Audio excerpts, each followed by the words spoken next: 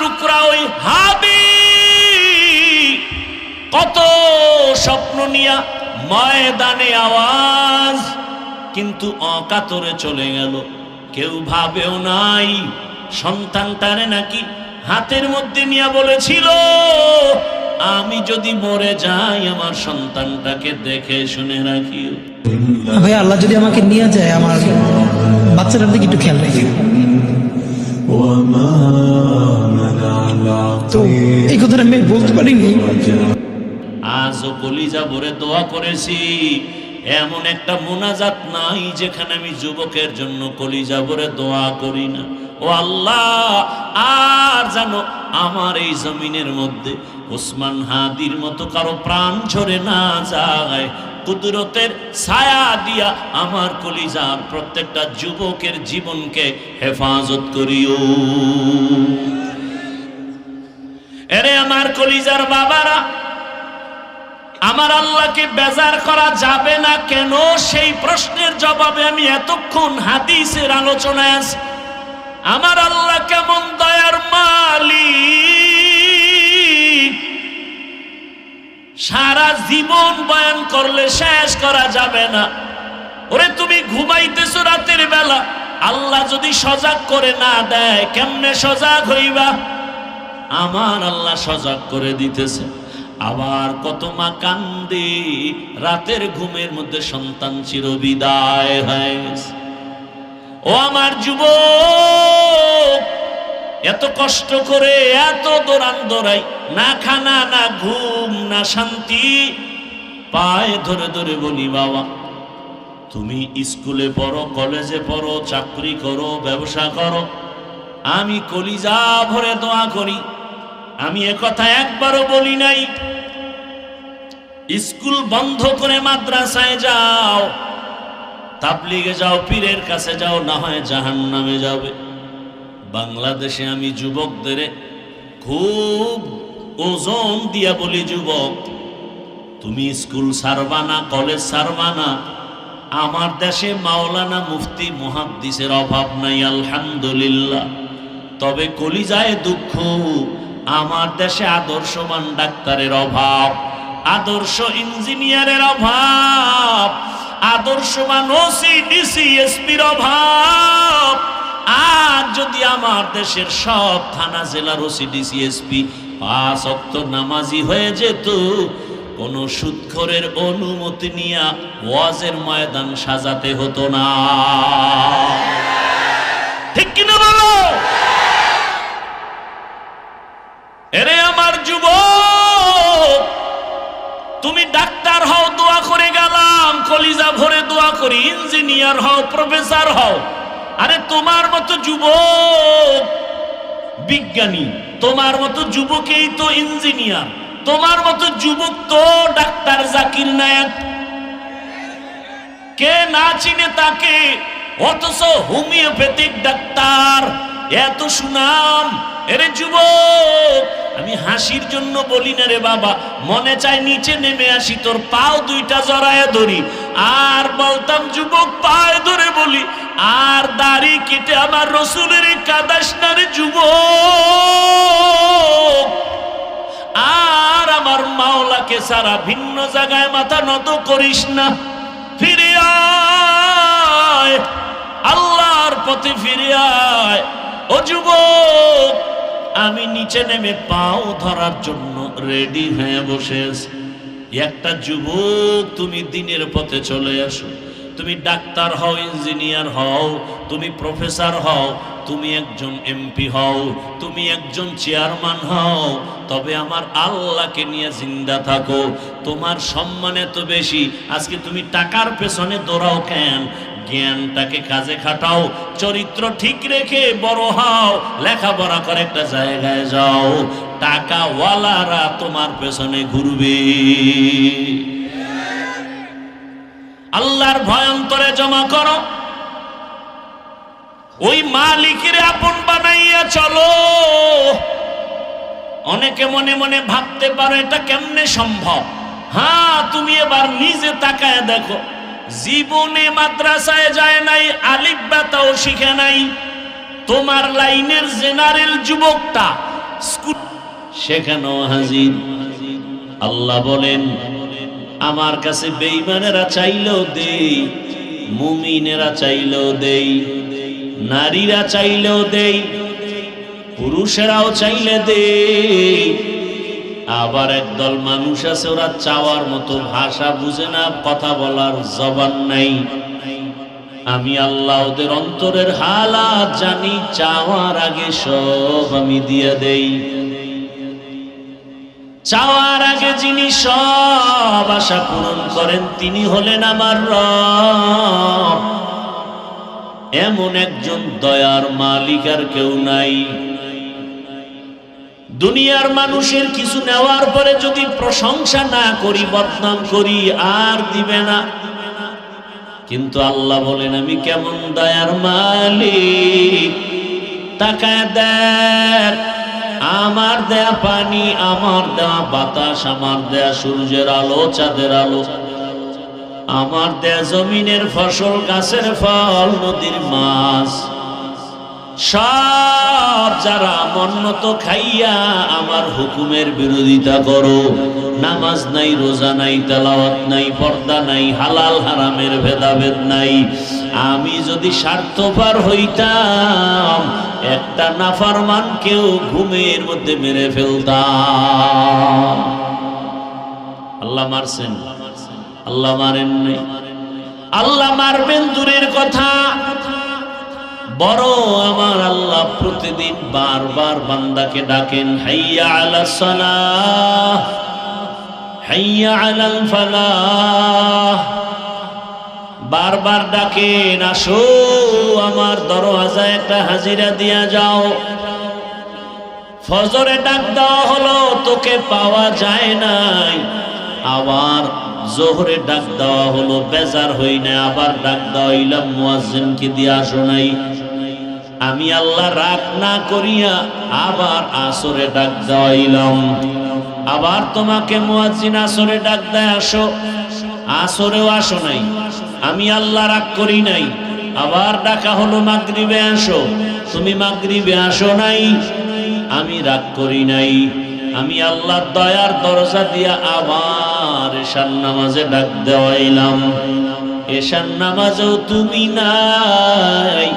আমি বেজার না, বরং আমি আল্লাহ এখন নিজে এতটা দয়াময়।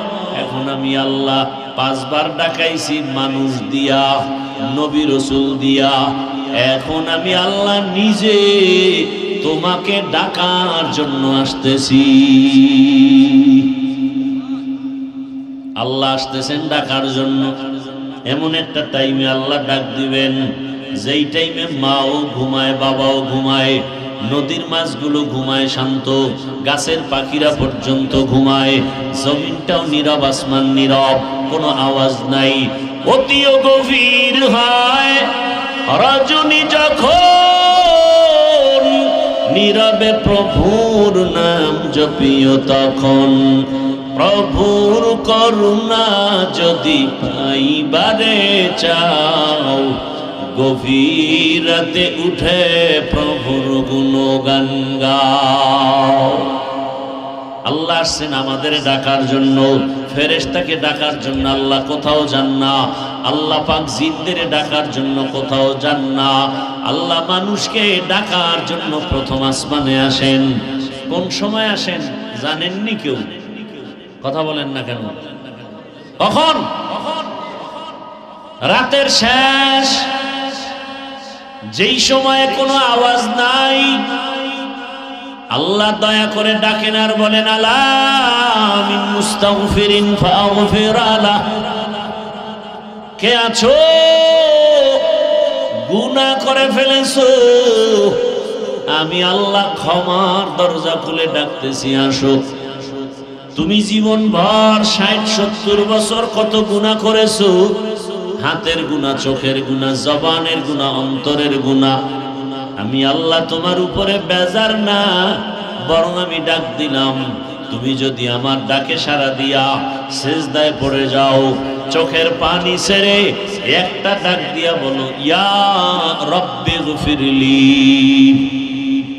ও আমার রব আমাকে মাফ করে দাও। ইয়া রাব্বিগফিরলি, ইয়া রাব্বিগফিরলি। গুনাহ করেছো 70 বছর, 1 সেকেন্ডে জীবনের সব গুনাহ মাফ করে দিব। আতিনা ফি দারে দুনিয়া না হাসান, আতিনা ফি দারে আকাবা না হাসান, ইয়া গিয়াসাল মুস্তাগীসিন ইহদিনা লিফতিখারা বিল উলুমে ওয়াল গিনা। হর গরিদে মে কো তু তৈয়ার হ্যায়, जो न मांगे उससे तू बेजार है। এরে আল্লাহর গোলাম, আমি আল্লাহ গভীর রাতে আসছি, তাও কিন্তু একদিন না, জীবনে তোমার সামনে যতটা রাত আসবে আমি আল্লাহ প্রতি রাত তোমাকে ডাকার জন্য আসি। এটা ক্ষমতার কিছু না, বরং মহব্বতের কারণে। আমি আল্লাহ তোমাদের এত ভালোবাসি, আমি আল্লাহ জিনেরও এত ভালোবাসি না, ফেরেশতাকেও এত ভালোবাসি না। তাহলে আমার আর আছে কারা? একমাত্র মানুষ। আমার তো আলাদা ছেলে নাই, মেয়ে নাই, স্ত্রী নাই, পরিবার নাই। খ্রিস্টানদের মধ্যে কেউ বলে আল্লাহর যেহেতু কেউ নাই, তবে মারিয়াম আল্লাহর স্ত্রী। আবার খ্রিস্টানদের মধ্য থেকে কেউ বলে ঈসা নবীর মা মারিয়াম আছে, কিন্তু ঈসা নবীর বাবা নাই। তাহলে ঈসা নবীর বাবা আল্লাহ কে? ঈসা নবীর বাবা আল্লাহ, মারিয়াম তার স্ত্রী। আবার একদল কয় না, যেহেতু বাবা নাই ঈসা নবী যারও সন্তান। আরো জোরে বলেন। অথচ আল্লাহ বলেন লাম ইয়ালিদ ওয়া লাম ইউলাদ, আমি কাউকে জন্ম দেই না, কারো থেকেও জন্ম নেই না। লাম ইয়ালিদ লাম ইউলাদ উলাইকাস, লাম ইয়ালিদ লাম ইউলাদ উলাইকাস, ওয়ালিদ মাউলুদেরা খালেকাস। ইব্রাহিম আলাইহিস সালাম মেহমান সারা খানা খায় না, আর আপনারা মেহমান দেখলে ইস্তেগফার করেন, অন্য দিকটা ভেগে চলে যান। আম্মাজানদেরও কিছু কিছু এরকম অভ্যাস, মেহমান পছন্দ করে না। অথচ রহমতের নবী বলেন মেহমান তোমার ঘরের দরওয়াজায় যদি যায়, তোমার জীবনও ধন্য। মেহমান তোমার জীবনের ভাগ্যের একটা চাল দানা খায় না, বরং মেহমান তার নিজের রিজিকটাই সেখানে খায়। মেহমান আসলে রিজিকে বরকত হয়, রুজিতে বরকত হয়। ইব্রাহিম আলাইহিস সালাম মেহমান ছাড়া কখনো খানা খান না। আজকে অপেক্ষায় আছেন, খানা খাবেন, কিন্তু মেহমান পাওয়া যায় না। নির্দিষ্ট না, জারি রাস্তায় পায়ে ধৈর্য নিয়ে খাওয়ায় দেয়, আসো এক দস্তরখানে খানা খাই। রসুলের সুন্নাত, মক্কা মদিনায় যাবেন, এখনো সেই রসুলের আদর্শ। কোটিপতি মক্কার টাকাওয়ালা মালিক যেই দস্তরখানে খায়, তাদের কাজের লোকেরাও একই দস্তরখানে খায়। এ হলো রসুলের আদর্শ। রহমতের নবী গরিব বলে কাউকে তাড়ায়া দেন না, কারণ আল্লাহর গোলাম। তুমি কাকে তাড়াইয়া দিতেছ? আমার মাওলায় তো তাড়ায় দেয় না, তুমি কেন দাও? ইব্রাহিম আলাইহিস সালাম আজকে মেহমান পায় না হঠাৎ এক মুশরিক আমার আল্লাহর বিরুদ্ধে আচরণ করনেওয়ালা রাস্তা দিয়ে হেঁটে যায়। কাশো ভাইজান আমার ঘরে একসাথে খানা খাও। খানা খাওয়ার প্লেটের কাছে নিয়ে যখন শূন্য জানতে পারলো এটা আমার জাতি ভাই মুসলমান না, খানার প্লেট থেকে তখন উঠাইয়া দিছে, যাও আমি বিধর্মীকে নিয়ে এক দস্তারখানে খাবো না। ওই মুশরিক আল্লাহর গোলাম মনে কষ্ট পায় যখন বিদায় হয়, সাথে সাথে জিবরাইল আমিনের আগমন হয়ে গেল, ওহী নাজিল হয়ে গেছে, রে ইব্রাহিম মাত্র একটা বেলা খানার জন্য তোমার দরজা আসে নাই, চলন্ত পথে তুমি নিয়ে আসছো। এই বান্দাটাকে তুমি তোমার ধর্মের না বলে তুমি তাড়ায় দিয়েছো, খানা দাও নাই, পেটের ক্ষুধা নিবারণ করো নাই। ও ইব্রাহিম, এই বান্দার বয়স কত জানো? জীবনে দুনিয়াতে আসা থেকে আজ পর্যন্ত তোমার রবের খানা দিয়েছে। আরে বিরোধিতা তো তোমার করে না, বিরোধিতা তো করে আমার। সেজদাটা তো আমাকে দেয় না, কপালের সেজদা তো আমার জন্য খাস।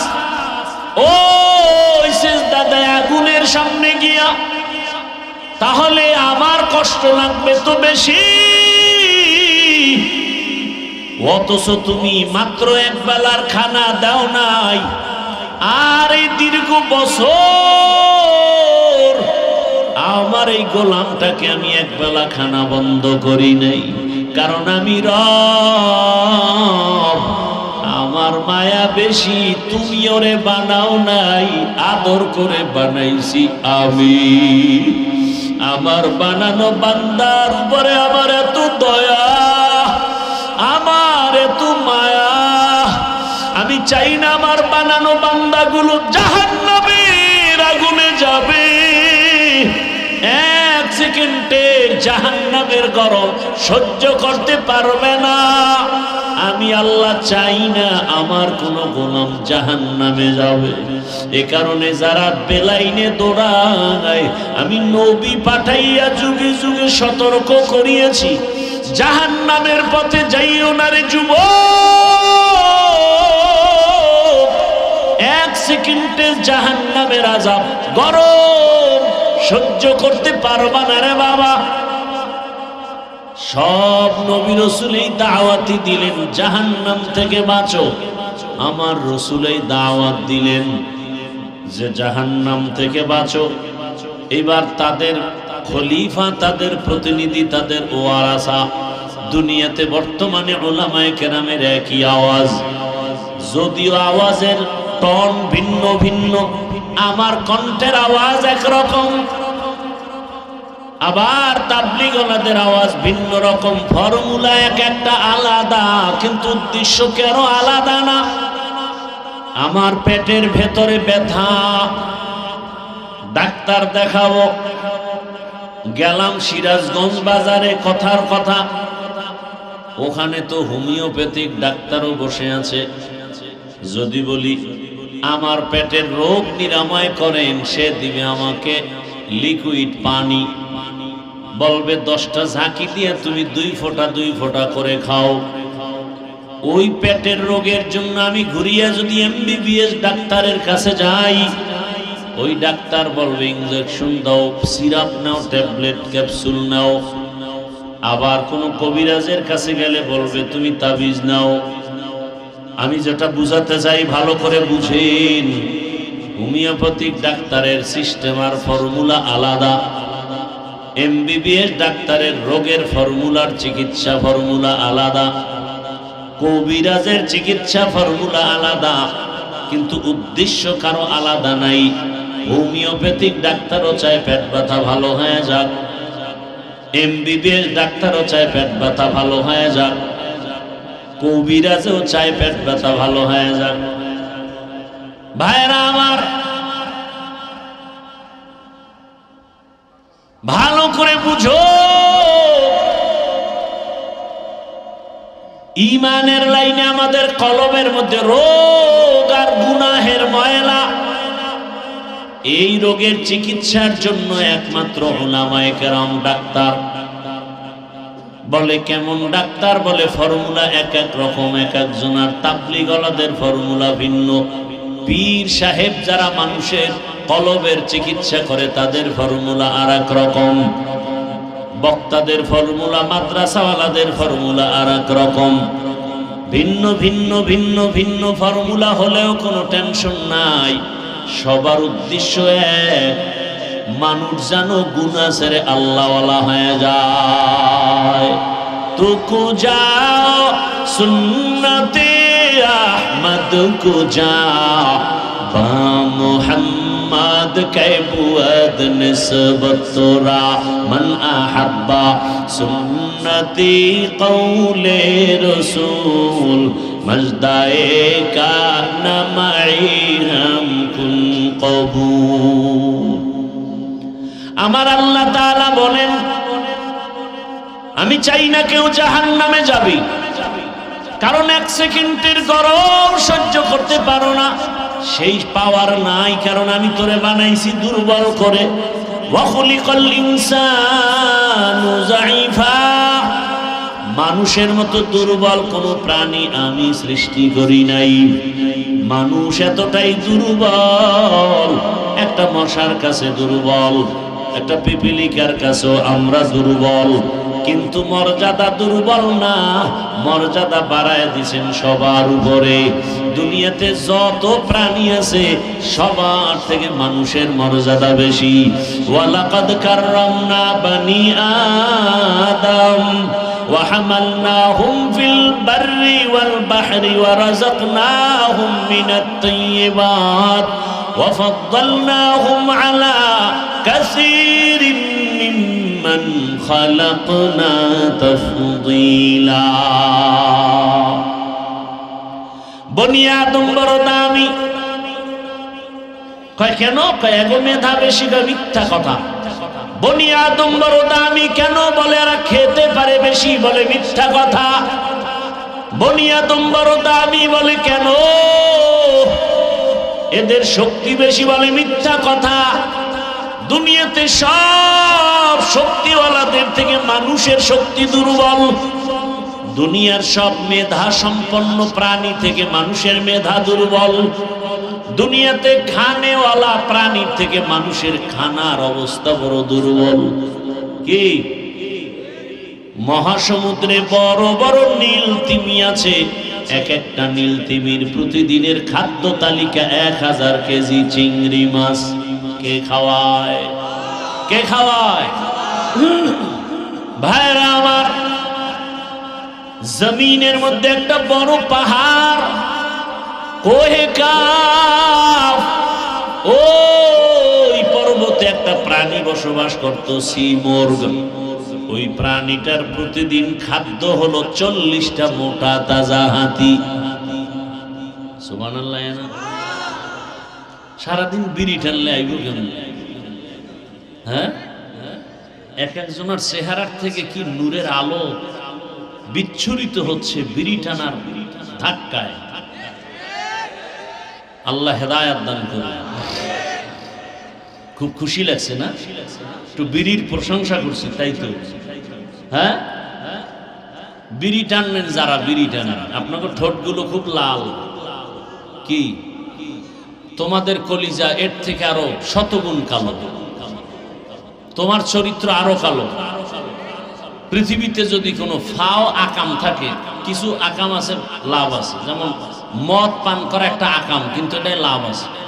খাইলেই শরীরে এনার্জি বাড়ে, লঙ্গি খুইলেই বউরে মা কয়া ডাক দেয়। আছে না নাই? বলে গোটা দেশের মালিক এখন আমি। কি শেখ হাসিনাও নাই, খালেদা জিয়াও নাই, এখন দেশের মালিক আমি, বউকে ঘরে তো চাল নাই, দোস্ত বোতলের, আমার কি? দুনিয়াতে যদি কোনো ফাও আকাম থাকে, এই আকামের নাম বিড়ি টানা। এই বিড়ি টানলে কোনো লাভ আছে? যদি কেউ বলো যে হ্যাঁ চেহারা সুন্দর, শক্তি বাড়ে, খোদার কসম আমি বিড়ি টানি। আল্লাহ হেদায়েত দান করুন। খুব ভালো কাজ করতেছেন যারা করেন, না না তা হাসি আসে কেন? আমি কি হাসির জন্য বলছি? করতেছেন আকাম, আবার হাসতেছেন। লজ্জা থাকলে তো মাথা নত হওয়া উচিত। ওয়াজের প্যান্ডেলের বাইরে ঘুরে আর বিড়ি টানে, আবার মোনাজাত হবে, আবার বিড়ি। বউ কইব কি, মোনাজাতে বিড়ি কবুল হয়ে গেছে। কেউ আবার আসে ওয়াজের পরে বেলুন কিনে বাড়ি যায়, প্লাস্টিকের মাছ কিনে বাড়ি যায়। বউ জিগাইলে বলবে মোনাজাতে বেলুন আর মাছ কবুল হয়ে গেছে। হেদায়াত কপালে কবুল হয় নাই। আল্লাহ হেদায়াত দান করুন। জিন্দেগি মে বন্দগি তু করনা হে,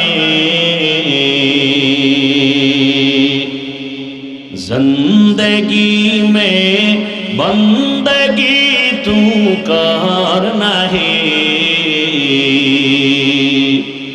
जिंदगी पे बंदगी शर्मिंदा है, जिंदगी पे बंदगी शर्मिंदा है। খারাপ লাগতেছে আপনাদের? মাওলার কাছে কত ভালো লাগে তা জানেন? আল্লাহর তো ছেলে মেয়ে নাই, আল্লাহর তো আদরের আমরা। এই সুন্দর বাগান দেখা হাদিস রাসূলের, এত সুন্দর এক মজলিস আল্লাহ পাক আরশে আজিমের মধ্যে ফেরেশতা দিয়ে মজলিস করতেছেন। সেই আরশে আজিমের মজলিসের বক্তা আমার আল্লাহ, শ্রোতা সব কি? কথা বলে না, ফেরেশতা। বয়ানের বিষয় কি? আমগে এই প্যান্ডেলে আমরা আসছি কেন? আমাদের প্রশংসার বয়ান চলতেছে। শেষমেশ আল্লাহ বলে দেন, ফেরেশতারা সাক্ষী থাক, ওই প্যান্ডেলে যারা বসছে এদের জীবনের সব গুনাহ মাফ। यहाँ हम सब मुसाफिर दिल ना लगा, अहले दिल की नजर से रूह करता जा, शाह दौलत सब फकीर गर नेक नेहे, शाह दौलत शब फकीर गर नेक नेहे, जिंदगी में बंदगी तू करना है,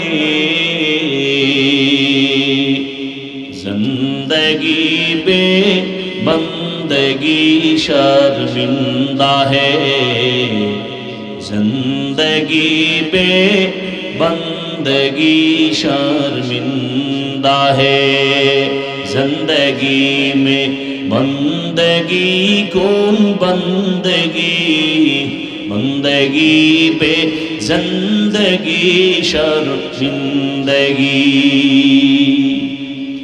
এরে আমার কলিজার যুবক বাবারা, বৃদ্ধ বাবাজি, পর্দার আড়ালের মা বোনেরা, আল্লাহ পাক আমাদের এত আদর করে বানাইছে, মানুষের মতো দামি কোনো প্রাণী বানান নাই। মানুষ শক্তির কারণে দামি না, মানুষের থেকে শক্তি একটা কুকুরের মধ্যে বেশি, শিয়ালের ভেতরে বেশি। একটা পিপিলিকার সামনে আমরা কতটা দুর্বল। আরে আমি হাফিজুর রহমান, ইভেন আপনারাও দুনিয়াতে যখন আসবেন, আম্মা জান এমন প্রসব বেদনায় কান্নায় মাতোয়ারা হয়ে গেলেন। ও আমার বাবারা, ভালো করে বুঝো, আমার আম্মা জানের কণ্ঠের আওয়াজ এত ছোট, কারণ আমার আল্লাহর ভয়। নারীদের শরীরটা ঢেকে রাখা যেমন ফরজ, তাদের কণ্ঠের আওয়াজটাকে বেগানার থেকে আটকায় রাখা ফরজ। আম্মাজানের কণ্ঠের আওয়াজ ঘরের ভেতরের রুম থেকে সামনের রুমে যায় না, এতটা সেই ভয়ে আমার আম্মা চলেন। কিন্তু যেদিন আমি দুনিয়াতে আসবো, প্রসব বেদনা, আম্মাজানের এত কান্নার আওয়াজ, আম্মাজানের কান্নার আওয়াজে পাশের বাড়ির মানুষও ঘুমাইতে পারে না। ঠিক নেই? ভালো করে বুঝো, খালি কানসুক করো না, কিছু বুঝো। মায়ের আওয়াজটার কারণে বাড়ির ডানে বামের মানুষ ঘুমাইতে পারে না। বুঝতে পেরেছে কেন এত কান্নার আওয়াজ? যেই মায়ের কণ্ঠ বাইরে যায় না, ওই মায়ের কান্নায় পাশের ঘরের মানুষ ঘুমাতে পারে না। এত করুণকারী কাহিনী কেন? বলে প্রসব বেদনার কান্না। ওদিকে আমার দাদি, আর এক পাশে আমার নানি আমার আম্মারে সান্ত্বনা দেয়, কান্না করো না, ধৈর্য ধারণ করো। আম্মার কান্না বন্ধ হয় না। এক পর্যায়ে মা বেহুশ হয়ে যায়, আবার হুশে আসে। হঠাৎ আমার আম্মা জান ডাক দিয়া কয়, ও আমার শাশুড়ি আম্মা, আপনারা আমার থেকে একটু দূরে যান, 1 মিনিটের জন্য আমার স্বামীকে একটু আমার কাছে আসতে দেন। আমার আব্বা জানকে ডাকছেন, আমার আব্বা জান আসছেন।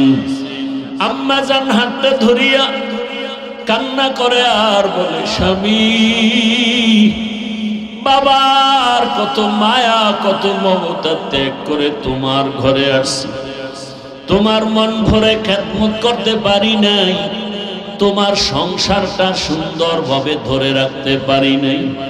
তোমারে আমি উপরে উঠাবার জন্য, তোমার সংসারটা ঠিক রাখার জন্য আমি কত ভুল পর্যন্ত করেছি। আমারে আজকে তুমি মাফ করে দাও, আর আমি বাঁচব না। বাবা কান্না করে আর বলে, বিবি কান্না করিও না, ধৈর্য ধারণ করো। মা কাঁদে আর বলে, স্বামী তুমি বুঝো না, আমার চোখে দেখা অমুক এলাকার অমুক নারী মরে গেছে, বাচ্চা হওয়ার সময় মরে গেছে। আমার মাথায় 7 আসমানের বোঝা, আমি সহ্য করতে পারি না। আমার বারবার কেন যেন মনে হয় আমি মরে যাব। বাবায় কয়, মা তুমি আমারে মাফ করো, ধৈর্য ধারণ করো। দৌড়াইয়া গিয়া ওযু বানাইয়া সেজদায় পড়ে কাঁদে আর বলে, হে মালিক, তুমি আমার স্ত্রীকেও হেফাজত করো। আয় আল্লাহ, প্রসব বেদনা তুমি আসান করে দাও। ও সন্তানেরা, জানো না, এই কারণেই তো আমার রহমতের নবী বাবা মায়ের ক্ষেত্রে মায়ের কথাটা 3 বার নিয়ে আসছেন। মায়ের কত কষ্ট রে বাবা, এত কষ্ট, ঋণ চামড়া খুলে যদি জুতা বানায় দাও, কোনদিন তার ঋণ আদায় হবে না। এমন কষ্ট মা করেছেন। ও আল্লাহর বান্দারা, আমরা এতটা দুর্বল, অথচ একটা বকরি ছাগলের বাচ্চা যখন আসে, ডানে বামে কোনো সহযোগিতাকারী আসেনি, কেউ নাই। বাচ্চা দুনিয়াতে আইসা নিজে নিজে 4 পায়ে বাচ্চা দাঁড়ায় গেছে। মায়ের দুধ কোথায় খুঁজা খুঁজা বের করছে। মায়ের দুধের ওলানটা শক্ত, কোনো ঔষধ আনার প্রয়োজন মনে করে নাই। মাথার কপালের অগ্রভাগ দিয়া ওলানের উপরে জোরে জোরে ধাক্কা দিয়েছে, তো ওলানটা নরম হয়েছে। জিব্বা নাড়া লাগানো মাত্র দুধ বাচ্চার পেটে চলে আসছে। আর আমরা কত দুর্বল, দুনিয়াতে আসা মাত্র মা চক্ষু বন্ধ, বেহুশ। আমার দাদি আর নানি কয়, তাকায় দেখ ফুটন্ত গোলাপ। মায়ের এত কষ্ট, মাত্র একটা নজর আমার চেহারার দিকে দেওয়া মাত্র মায়ের কলিজার সব কষ্ট পানি হয়ে গেছে। জীবনের মূল কষ্ট মায়ের, প্রসব বেদনা।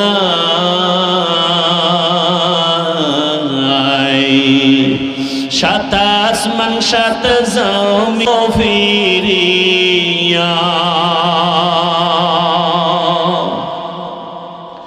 আমি যখন ছিলাম আমার মায়ের উদরে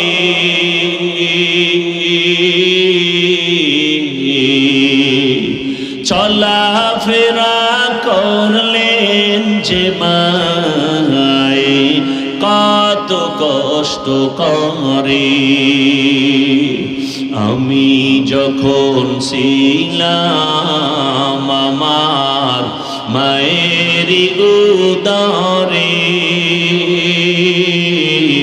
চলাফেরা করলেন যে মায়ে কত কষ্ট করে এমন মাকে কেমনে আজি এমন মাকে কেমনে আজি যাব আমি ভুলিয়া ও আমার প্রাণের মা মা গো মা কোথায় গেলে মোরে ছাড়িয়া জনম দুঃখী ইয়াতীম আমি চাই না কেহ ফিরিয়া মাগো আমি ইয়াতীম বলে সবাই দেয় তাড়াইয়া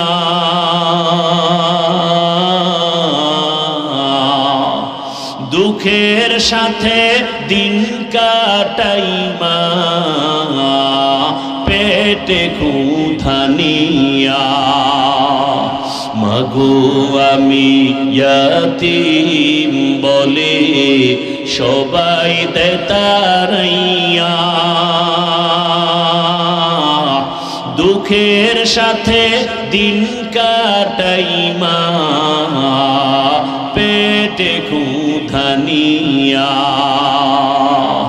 ঘুমের মাঝে মাকে দেখে ঘুমের মাঝে মাকে দেখে কেন্দে দেই বুক ভাসাইয়া ও আমার প্রাণের মা মা গো মা কোথায় গেলে মোরে ছাড়িয়া জনম দুঃখী ইয়াতীম আমি চাই না কেহ ফিরিয়া খিদমতে মা দর পে দর কুন সুবহ শাম খিদমতে মা দর পে দর কুন সুবহ শাম তাকে বাসি দর্দ আলম নেক নাম কি এদের হেদায়েত হয়ে গেছে কপাল পরারা হেদায়েত হয়ে গেছে না বিড়ি টানতে যাও আল্লাহ হেদায়েত দান করুন আর জোরে বলেন এরে আমার কলিজার যুবক আজকে এই বছর তুমি বয়ান শুনতেছো আগামী বছর বয়ান হবে তুমি থাকবা কিনা জানা নাই আমার কলিজার টুকরা ওই হাবি কত স্বপ্ন নিয়া ময়দানে আওয়াজ কিন্তু অকাতরে চলে গেল কেউ ভাবেও নাই সন্তানটারে নাকি হাতের মধ্যে নিয়ে বলেছিল আমি যদি মরে যাই আমার সন্তানটাকে দেখে শুনে রাখিও আজও কলিজা ভরে দোয়া করেছি এমন একটা মোনাজাত নাই যেখানে আমি যুবকের জন্য কলিজা ভরে দোয়া করি না। ও আল্লাহ, আর জানো আমার এই জমিনের মধ্যে ওসমান হাদির মতো কারো প্রাণ ঝরে না যায়। কুদরতের ছায়া দিয়া আমার কলিজার প্রত্যেকটা যুবকের জীবনকে হেফাজত করিও। এরে আমার কলিজার বাবারা, আমার আল্লাহকে বেজার করা যাবে না কেন, সেই প্রশ্নের জবাবে আমি এতক্ষণ হাদিসের আলোচনায় আছি। আমার আল্লাহ কেমন দয়ার মালিক, সারা জীবন বয়ান করলে শেষ করা যাবে না। ওরে তুমি ঘুমাইতেছো রাতের বেলা, আল্লাহ যদি সজাগ করে না দেয় কেমনে সজাগ হইবা? আমার আল্লাহ সজাগ করে দিতেছে। আবার কত মা কান্দে রাতের ঘুমের মধ্যে সন্তান চিরবিদায় হয়ে গেছে। ও আমার যুবক, এত কষ্ট করে এত দৌড়ান দৌড়াই, না খানা না ঘুম না শান্তি, পায়ে ধরে ধরে বলি বাবা তুমি স্কুলে পড়ো, কলেজে পড়ো, চাকরি করো, ব্যবসা করো, আমি কলিজা ভরে দোয়া করি। আমি একথা একবারও বলি নাই স্কুল বন্ধ করে মাদ্রাসায় যাও, তাবলিগে যাও, পীরের কাছে যাও, না হয় জাহান্নামে যাবে। বাংলাদেশে আমি যুবকদের খুব ওজন দিয়া বলি, যুবক তুমি স্কুল ছাড়বা না, কলেজ ছাড়বা না।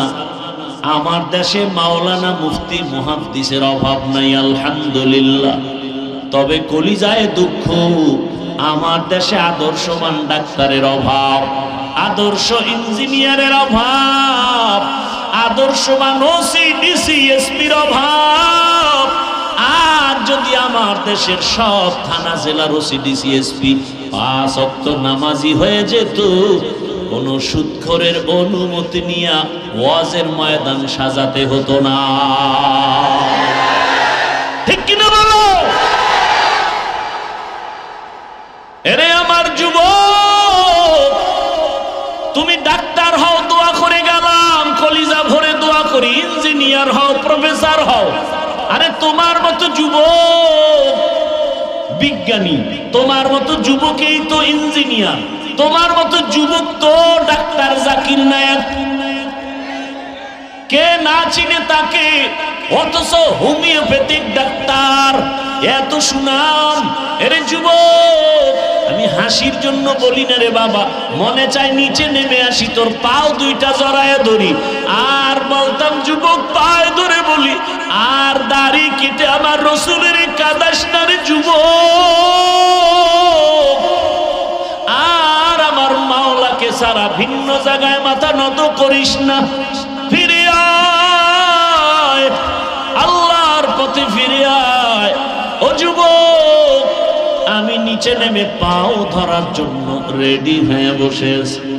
একটা যুবক, তুমি দিনের পথে চলে আসো, তুমি ডাক্তার হও, ইঞ্জিনিয়ার হও, তুমি প্রফেসর হও, তুমি একজন এমপি হও, তুমি একজন চেয়ারম্যান হও, তবে আমার আল্লাহকে নিয়ে জিন্দা থাকো। তোমার সম্মান এত বেশি, আজকে তুমি টাকার পেছনে দৌড়াও কেন? জ্ঞানটাকে কাজে খাটাও, চরিত্র ঠিক রেখে বড় হও, লেখাপড়া করে একটা জায়গায় যাও, টাকাওয়ালারা তোমার পেছনে ঘুরবে। আল্লাহর ভয় অন্তরে জমা করো, ওই মালিকের আপন বানাইয়া চলো। অনেকে মনে মনে ভাবতে পারো এটা কেমনে সম্ভব। হ্যাঁ, তুমি এবার নিজে তাকায় দেখো, জীবনে মাদ্রাসায় যায় নাই, আলিফ বা তাও শিখে নাই। তোমার লাইনের জেনারেল যুবকটা স্কুলে পড়ে, কলেজে পড়ে, 5 বেলার নামাজ পড়ে নাই। বলো তোমার কপালটা কেন এত খারাপ? তুমি পারো না কেন? কত ওসি, কত ডিসি, কত এসপি 5 বেলার নামাজ পড়ে। তোমার লাইনের যুবক র্যাব, আর্মি, পুলিশ, বিডিআরের চাকরি করে, নামাজ ছাড়ে না, নদীর মধ্যে মাছ ধরে, নামাজ বাদ দেয় না। বলো তুমি কেন পারো না? রাস্তায় গাড়ি চালায় কত যুবক নামাজ ছাড়ে না, বলো তুমি কেন নামাজ পড়ো না? আমার মন বলে তোমার কপালটা পুড়িয়া গেছে, তাড়াতাড়ি তওবা করে নাও। কয়দিন আর বাঁচবা? মরণ যদি হয়ে যায় খালি হাতে কবরে যেতে হবে। ও যুবক রে, ঘুমের মধ্যে লাশ, যুবকের লাশ। ওই যে কয়েক মাস আগে আমি বাইতুল্লাহর সামনে জিয়ারতে ছিলাম, হঠাৎ খবর শুনতেছি এক আল্লাহর বান্দা বিদেশে টাকা পয়সা কামাই করে আসছে বাংলাদেশে, পরিবার নিয়ে কিছুদিন আনন্দ করে আবার চলে যাবেন। এয়ারপোর্টে নামলো, পরিবারের লোকেরা গাড়ি নিয়ে আসছে, গাড়ির মধ্যে উঠছে, কত দিনের আনন্দ। যাইতে যাইতে যাইতে যাইতে বাড়ির কিনারায় যাওয়া মাত্র একটু দূরের থেকে গাড়িটা পানির মধ্যে পড়ে গেছে। ওই আল্লাহর বান্দা যুবক নিজের কাঁধে স্ত্রীকে টেনে টেনে নামাইছে।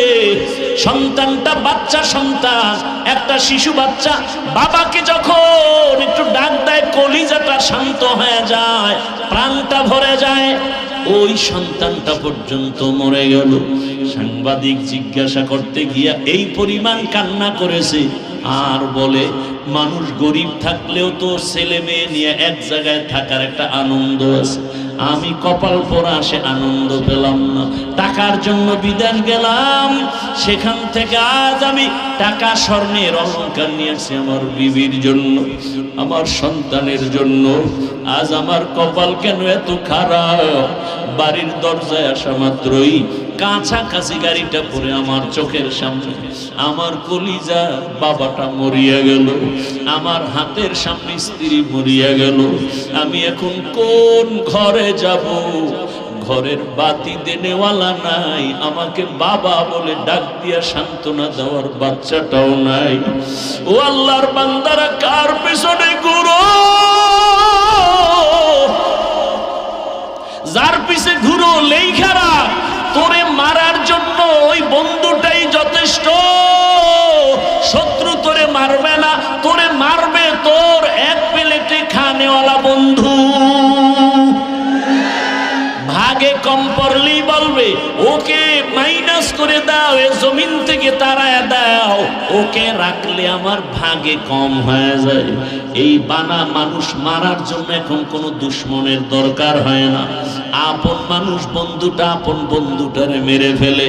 এরে আল্লাহর বান্দা, ভালো করে বুঝো, আজকে তুমি এখানে আছো, আল্লাহ বারবার বলে আমি আল্লাহ তোকে বলি না তুই চাকরি ব্যবসা ছেড়ে দিয়া শুধু আমাকে ডাক না, না আমি আল্লাহ ইবাদতের বাউন্ডারির মধ্যে পুরো দুনিয়াটারে আটকায় দিছি। ব্যবসা করো ইবাদত, চাকরি করো ইবাদত, ডাক্তারি করো ইবাদত, ইঞ্জিনিয়ার হও ইবাদতের লাইনে চলো, আল্লাহর মোহাব্বত নিয়ে চলো। ও আল্লাহর বান্দারা, আজকে তুমি সুস্থ বয়ান শুনতেছো, আগামীকাল এই টাইমে আল্লাহ না করুন হতে পারে তুমি হসপিটালের রোগী হয়ে যাবে। তুমি গিয়া মোবাইল চালায় গুনাহ করে করে ঘুমায় যাবা। 10টা 11টায় তোমার আম্মু এসে ডাকবে, বাবা ও আল্লাহ না করুন বুঝাবার জন্য বলি, হঠাৎ মা শরীর স্পর্শ করে দেখবে বরফের মতো ঠান্ডা। মা একটা চিৎকার দিয়া বলবে আমার বাবা দুনিয়াতে জিন্দা নেই। মাথাটা গরম হয়ে যাবে, আমাকে এখন কে আম্মু বলে ডাক দিবে, বাবায় টেলিফোন করবে, তোমার তো চক্ষু বন্ধ, রুহুটা চলে গেছে। বাবায় বলবে ইমাম সাহেব কোথায় যান, আমার সন্তান মরে গেছে, জানাজা না দিয়া যাবেন না। বাবা কাঁদবে আর বলবে, এক দলকে বলবে যাও বাঁশ বাগানে কবর খনন করো, আর এক দলকে বলবে কান্না করে আমার ঘরের পেছনে মশারি টানায় দেও, গরম পানি গোসল করার জন্য রেডি করো। তোমার আমার হাতের মোবাইলটা আর একজনে নিয়ে বলবে এ মোবাইল তো আমার, এখন আমার হাতের ঘড়িটা নিয়ে আর একজনে হাতে দিয়ে বলবে ঘড়ির মালিক আমি। আমার গায়ের গেঞ্জিটা বেলেট দিয়ে কেটে কেটে মা বাবায় রেখে ফেলবে। এরপরে গোসল করায়া সাদা কাফন পরাইয়া জানাজার ময়দানে যখন নিবে, জানালা দিয়া মা ডাকবে আমার বাবাকে কই নাও, আমারে আর আম্মু বলে ডাকবে না, কই তোমরা নাও। বলে জানাজার ময়দানে, বলে শেষবারের মতো চেহারাটা দেখাও, আমার বাবার একটু দেখিয়ে নি, একটা নজর দেখবো। জানাজা পড়ায় কবরে নিয়ে যাবে, ওই কবরে পাড়ায়া মাটি দিয়া সব যখন বিদায় হয়ে যাবে, কেউ নাই। আজ আমার ডানে বামে সামনে পেছনে কত বন্ধু কত ভক্তের অভাব নাই।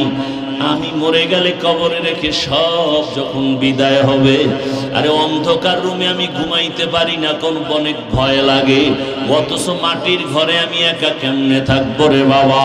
ওই কবরের সম্বল যদি ইবাদত না নিয়ে কবরে যাও, আরে আমার আল্লাহর পক্ষ থেকে ফেরেশতা তিনটা প্রশ্ন করবে, রবের পরিচয় দাও, ধর্মের পরিচয় দাও, রাহমাতুল লিল আলামিনের পরিচয় দাও। এই তিনটা প্রশ্নের জবাব যারা দিতে পারবে তাদের কবর হবে রওজাতুম মির রিয়াজিল জান্নাহ। আর যারা প্রশ্নের জবাব দিতে পারবে না, আল্লাহর পক্ষ থেকে অর্ডার হয়ে যাবে, ও ফেরেশতা, এই নাফরমানকে আমি দুনিয়াতে কম নিয়ামত দেই নাই, আমি আল্লাহ কোনোদিন বাধাও দেই নাই, আমি আল্লাহ অনেক ছাড় দিয়েছি, নামাজ পড়ে নাই, রোজা রাখে নাই, আমি আল্লাহ একবারও রাগ করি নাই, খানা বন্ধ করি নাই, বাতাস বন্ধ করি নাই, বরং আমি আল্লাহ পাক মুহাব্বতের নজরে বারবার ডেকেছিলাম। সে নামাজও পড়ে নাই, আলেমদের বয়ানও শুনে নাই, তওবাও করে নাই। আজকে আর কোনো সুযোগ দেওয়া যাবে না। রহমতের নবী বলেন আল্লাহর পক্ষ থেকে অর্ডার হয়ে যাবে, আল্লাহ বলবেন জাহান্নামের আগুন কবর ভরে দাও।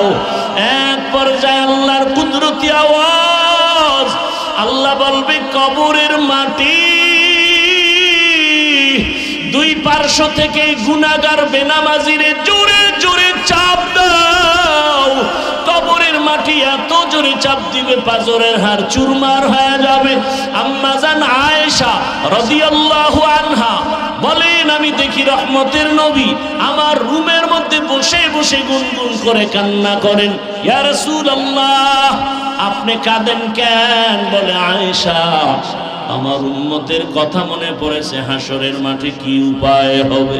সূর্যের গরম বড় ভয়ঙ্কর, সূর্যের গরমে মাটির জমিনটা হবে তামা, মানুষের মাথার মগজগুলো ভাতের মারের মতো ফুটতে থাকবে। এরে আল্লাহর বান্দা, নারী পুরুষ সবাই থাকবে উলঙ্গ। ওদিকে জাহান্নামের আওয়াজ, নবীরা পর্যন্ত কান্না শুরু করবেন। ও আমার যুবক বাবারা, ও পর্দার আড়ালের মা বোনেরা, ও বৃদ্ধ বাবাজি, আল্লাহর কোরআন থেকে বলছি, রসুলের হাদিস থেকে বললাম, রে বাবা, যদি তোমার অন্তর বলে কোরআন সত্য, গুনাহ নিয়ে কবরে গেলে হাসরে গেলে তোমার আযাব ভুগতে হবে, তাও সত্য। আর যদি বলো কোরআন মিথ্যা, তো আমাকে প্রমাণ দাও, আমিও তোমার লাইনে চলে আসি, দাড়ি কেটে ফেলি। আর যদি বলো না, কোনো সন্দেহ নাই, আমি বলবো পা ধরে বলবো, পা আগায় দাও, পাও আমি হাত দিয়া ধরে বলবো। আজকে থেকে তওবা করো রে বাবা। জীবনে তো মোবাইলে রাতে গুনাহ কম করো নাই, জীবনে পার্কে পার্কে কম ঘুরো নাই, জীবনে মা বাবার সাথে কত বেয়াদবি করছো সীমানা নাই। এখনো সময় আছে, তওবা করো। ওই মা বাবার সাথে বেয়াদবি করিও না, ওই শিক্ষকের সাথে বেয়াদবি করিও না, উলামায়ে কেরামের সাথে বেয়াদবি করিও না। ওই মা বাবার দোয়া ছাড়াই চেয়ারে বসতে পারি নাই রে বাবা। মা বাবার দোয়া, চোখের পানি ছাড়া এই সম্মানের স্থানে আসতে পারি না রে বাবা। ওই মা বাবার দোয়া, চোখের পানি, আজকে তুমি টাকার মালিক, বাড়ির মালিক, গাড়ির মালিক হয়েছো। আল্লাহর কাছে দোয়া করো, মা বাবা চলিয়ে গেলে তার জন্য দোয়া করো। আর যদি কোনো ভাগ্যবান এখনো মা বাবা বেঁচে থাকে, সময় পেলে দোয়া নিও। ওই বাবার দোয়া, ওই মায়ের দোয়া জীবনটাকে সফল করে ফেলবে। এখনো যারা গুনাহ ছাড়তে পারো না, তওবা করো। তোমার মতো যুবক যদি স্কুল কলেজে পড়িয়া নামাজ পড়ে, গাড়ি চালায় নামাজ পড়ে, তুমি পারবা না কেন? আম্মা জানেরা, বোনেরা, আপনাদের মতো কত মা বোন পর্দা করে, নামাজি অভাব নাই, আপনারা কেন পারবেন না? আল্লাহর কাছে মনে মনে তওবা করেন আর বলেন, হে আল্লাহ, জীবনে তো গুনাহ কম করি নাই, আজকে থেকে নামাজ ছাড়বো না, বেপরদায় চলবো না, দাড়ি কাটবো না, মা বাবার দোয়া নিয়া, শিক্ষকের দোয়া নিয়া, উলামায়ে কেরামের পরামর্শ নিয়া নবীজির সুন্নাত অনুযায়ী জীবনটা চালাবো। তওবা করার মতো যদি অন্তর তৈরি হয়, মুনাফিকি যদি না থাকে, খাঁটি তওবার নিয়তে দুটো হাত আল্লাহকে দেখায় দাও। আয় আল্লাহ, হাতগুলো কবুল করে নেন। আয় আল্লাহ, তওবা কবুল করে নেন। তওবার উপরে মজবুত হইয়া চলার মতো তৌফিক দান করেন, আমিন। আলহামদুলিল্লাহি রাব্বিল আলামিন, والصلاة والسلام على سيد الأنبياء والمرسلين وعلى آله وأصحابه أجمعين يا أرحم الراحمين يا أرحم الراحمين يا أرحم الراحمين